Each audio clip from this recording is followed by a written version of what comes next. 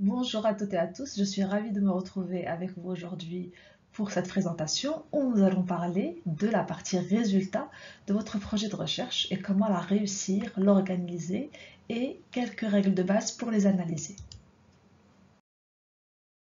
Donc nous allons voir durant cet exposé que à la base, pour avoir de bons résultats, il faut deux éléments importants, une question claire et une base de données propre. Une fois que vous avez ces deux prérequis, vous pouvez commencer par la première étape qui est commune à toutes les études, qui est la description de votre population. Et ensuite, nous allons voir comment présenter vos résultats.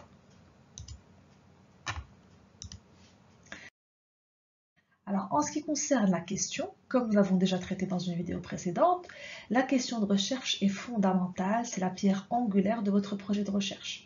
Il faut qu'elle soit claire, précise, qu'elle se rapporte à une hypothèse bien définie, que vous allez soit donc vérifier ou pas durant votre démarche expérimentale. Donc il est nécessaire d'avoir une question de recherche clairement établie pour pouvoir avoir des résultats relatifs à cette question. Si votre question n'est pas suffisamment bien détaillée, vos résultats ne seront pas suffisamment pertinents également. Et comme nous l'avons vu, une fois que vous avez cette hypothèse, vous allez suivre un raisonnement expérimental que nous n'avons pas développé aujourd'hui pour arriver à des résultats que vous allez interpréter, analyser avant de conclure ce qui pourrait être une nouvelle situation déclenchante pour une étude future. Donc, une question et une seule relative à un objectif principal qui sera mesurable et qui va nous permettre de choisir un type d'étude. Deux grands types d'études, rapidement. Il y a les études descriptives et les études analytiques. Quand vous avez une étude descriptive, il va falloir vous définir la population de l'étude et l'outcome, donc ce que vous allez mesurer et ce que vous allez analyser comme résultat. Et si c'est une étude analytique, à ce moment-là, vous allez avoir la population et l'outcome, comme on a dit, et vous allez chercher soit des facteurs d'association ou des facteurs de causalité. Et vous allez voir, est-ce que tel facteur pourrait prédire serait un facteur prédicteur de cet outcome dans une population donnée. Donc, question claire, votre problématique est bien établie. Maintenant, vous avez établi un questionnaire selon la problématique, vous avez collecté vos données, il va falloir les analyser. Mais avant de les analyser, il faut vous poser confortablement avec des chaussons ou avec de la musique qui vous détend. Respirez profondément et nettoyez votre base de données. C'est un élément essentiel. Parce que c'est à partir de cette base de données que vous allez faire des résultats. Si vous avez des données erronées, mal écrites ou mal faites, les résultats seront ininterprétables. Règle de base, j'ouvre mon fichier Excel. Ensuite, je vais faire passer colonne par colonne. Et je vais vérifier qu'il n'y a pas de valeur aberrante. Moi, je vous encourage à utiliser la fonction trier et filtrer qui nous permet de trier du plus petit au plus grand. Comme ça, d'emblée, on va voir, par exemple pour l'âge, si j'ai 300, ça veut dire que c'est une erreur. Si j'ai des valeurs extrêmes, il va falloir revenir aux fiches pour voir quel a été le souci. Donc, trier du plus petit au plus grand, mais colonne par colonne. On est bien d'accord. On en fait une après l'autre. Et ensuite, ça c'est pour les variables quantitatives. Si vous avez par exemple des données alphabétiques où vous donc tapez, où le répondant va écrire une réponse, faites attention. Parce que pour le logiciel, chaque type de réponse est différent. Supposons que là, pour ce patient-là, on a mis la ville d'origine Marrakech en écrivant celle-ci. Le second a écrit Kesh, le troisième a écrit MKCH, le quatrième l'a écrit en majuscule. Pour le logiciel, chaque typographie correspond à une ville différente. Donc il faudra à ce moment-là les filtrer. Et une fois que vous aurez filtré tous les types de Marrakech, ensuite vous pourrez les recoder et les écrire d'une manière uniforme pour que j'ai un pourcentage de Marrakech global. Sinon, je vais avoir 1 sur 20, 2% viennent de la ville de Marrakech, 1% de Kesh, 1% de MKCH, ce qui n'est pas pertinent. Et une façon aussi d'éviter ce genre d'erreur et de vous alléger la partie nettoyage de la base de données, c'est qu'au moment où vous rédigez votre questionnaire, ça veut dire au moment où vous réfléchissez à comment vous allez élaborer vos questions, vous leur proposez des réponses préétablies ou un codage, comme ici pour le niveau d'instruction, le 1, 2, 3, 1 correspond au niveau primaire, 2 au niveau secondaire, 3 au niveau tertiaire, pour qu'ils évitent chacun à leur niveau de m'écrire primaire, secondaire, collège, lycée, etc. Je leur propose un code d'emblée pour que mon analyse des résultats se fasse de façon plus simple. Et ça me fait gagner énormément de temps au niveau de la partie nettoyage. Parce que vraiment, c'est ce qui prend le plus d'énergie. Et une fois que votre base de données est propre, le reste, ben, ça part tout seul.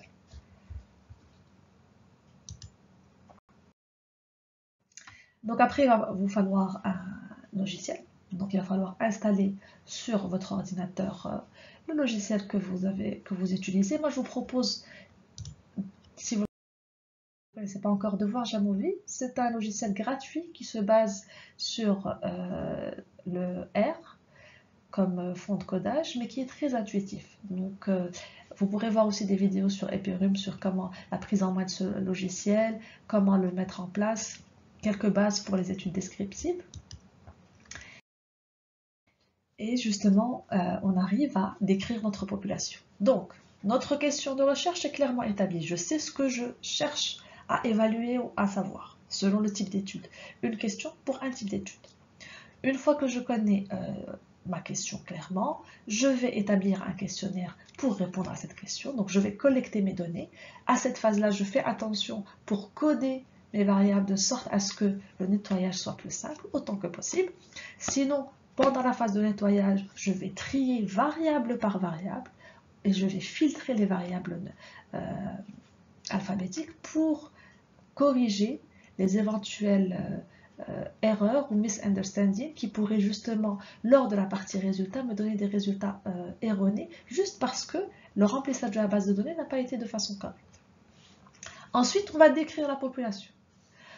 Pourquoi? C'est une étape essentielle, quel que soit le type d'étude. Quand on vous demande de décrire votre population, il faut vous asseoir et regarder vos chiffres. Avant de dire « Ah, c'est associé, c'est pas associé, c'est significatif ou pas », d'abord, il faut que je vois comment la population se comporte en général. Et donc, je regarde. Qu'est-ce que je vais regarder? Selon le type de variable, donc vous le savez, il y a deux types de variables. On parle de variables qualitatives et de variables quantitatives. Les variables qualitatives, c'est ce qu'on va exprimer en effectif et pourcentage. Par exemple, la couleur des yeux de la population, le niveau d'instruction justement, combien sont de niveau primaire, de niveau secondaire, etc. Combien viennent du milieu rural, combien de personnes viennent du milieu urbain. Là, à chaque fois, je vais exprimer cette variable en effectif et pourcentage. Donc, quand je suis devant une variable qualitative, à ce moment-là, on va demander au logiciel de nous donner d'abord la description globale. Et pour ce cas, ça sera des histogrammes. Ensuite, on lui demande de nous calculer l'effectif et le pourcentage pour chaque variable, pour qu'on voit globalement comment se distribue cette variable dans notre population. Une fois que nous avons fait les variables qualitatives, on va voir les variables quantitatives. Alors, les variables quantitatives, c'est par exemple l'âge, le poids, la tension artérielle, etc. Une parenthèse. On peut transformer une variable quantitative en variable qualitative. Je vous donne un exemple. L'âge. Je peux avoir l'âge moyen de ma population. Donc, je vais calculer la moyenne de ma population. Comme je peux avoir le pourcentage de patients qui ont un âge inférieur à 30 ans, entre 30 et 40 ans, entre 40 et 50 ans, par tranche d'âge. Quand je vais la catégoriser, je transforme ma variable quantitative en variable qualitative. Je ferme la parenthèse. Donc si on reste sur la variable quantitative, là encore, je vais demander au logiciel de me faire l'histogramme, la courbe de la distribution de cette variable, et je vais la regarder. Et dans les variables quantitatives, on regarde deux choses. le paramètre central de position, l'axe si vous voulez de la courbe, et comment elle se disperse sur les côtés. Et si j'ai une courbe globalement en cloche, c'est ce qu'on appelle la courbe gaussienne, la distribution normale. À ce moment-là, je vais exprimer ma variable en moyenne et écart type. Si elle a une distribution asymétrique, là, la moyenne, elle n'est pas pertinente et je vais l'exprimer en médiane et écart type. Encore une fois, il y a une vidéo pour plus de détails. Je reprends. Là, vous avez sur la gauche de votre écran le paramètre de l'âge qui se distribue normalement dans cette population. Très bien. Donc, je vais l'exprimer en moyenne. De l'autre côté, donc à droite, vous avez une distribution asymétrique du score d'activité physique de cette population. Et vous voyez que la moyenne ne correspond pas à le maximum de réponses que j'ai de cette population-là. Parce que le but, quand je veux décrire ma population avec des chiffres, c'est pour donner une image globale de la distribution. C'est pour refléter la réalité du terrain, en la résumant. Si ici j'utilise la moyenne, je vais dans la partie donc pour le score d'activité physique, ça ne sera pas très informatif. Par contre, si j'utilise la médiane qui correspond à 50% au choix de 50% de la population, là c'est plus informatif. Donc là, quand la variable se distribue de façon asymétrique, je choisis la médiane. Ensuite, on repasse à gauche. Quand on a une courbe de Gauss, on a une moyenne et on a l'étalement de cet histogramme, donc la dispersion qui sera évaluée par l'écart type. Donc, nous reporterons sur nos tableaux de résultats la moyenne plus ou moins l'écart type. Par contre, quand on a une variable asymétrique, à ce moment-là, la moyenne n'est pas pertinente. Et donc, on va utiliser la médiane et les interquartiles. Le premier quartile correspond à la réponse de 25% de la population. Le dernier, c'est 75% de la population. Et celui du milieu, c'est 50%.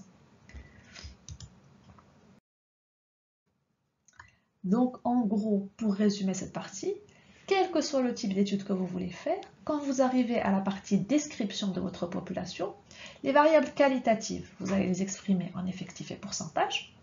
Et les variables quantitatives, vous allez vous poser, regarder l'histogramme, comment il se déroule.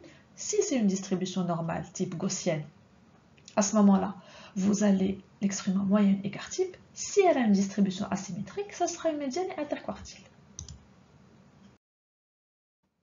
On arrive à la partie présentation des résultats où je vais vous donner quelques règles simples. D'abord, la présentation de vos résultats dépendra du message que vous voulez délivrer. Donc, il faut que vous ayez un message clair. Il faut que le public soit clairement établi. Est-ce que vous êtes dans une salle ou vous êtes derrière un écran? Et bien sûr, donc le public. Donc, le message clairement établi. Donc, on a dit message, public et format. Quelques règles de base rapidement. Vu le manque de temps, je ne vais pas développer les différentes formes de présentation des résultats. On va parler juste du tableau. Donc, le tableau commence par un titre. Le tableau doit être indépendant. Il doit être compréhensible de façon indépendante du texte. Donc, le titre doit être informatif. Il doit comprendre l'objectif. Donc, l'objet, est-ce que c'est une analyse descriptive? Est-ce que c'est une analyse univariée ou multivariée? Ensuite, la population que vous étudiez, le lieu de l'étude et l'année idéalement. Donc, en gros, on pourra avoir un titre comme caractéristiques descriptives des patients hospitalisés pour Covid-19 au CHU de Messina durant l'année 2021. Ensuite, en tout cas, dans les présentations, on va parler d'une présentation orale. On aura un tableau avec donc, la première ligne où vous allez avoir la population étudiée et le nombre total de la population, et puis d'autres lignes qui vont correspondre aux variables.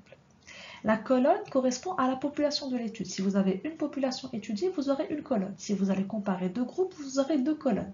Mais chaque colonne correspond au résultat d'une population. Je vais vous montrer un exemple réel. Que pensez-vous de ce tableau? Cherchez les 7 erreurs. Je vous donne 2 secondes.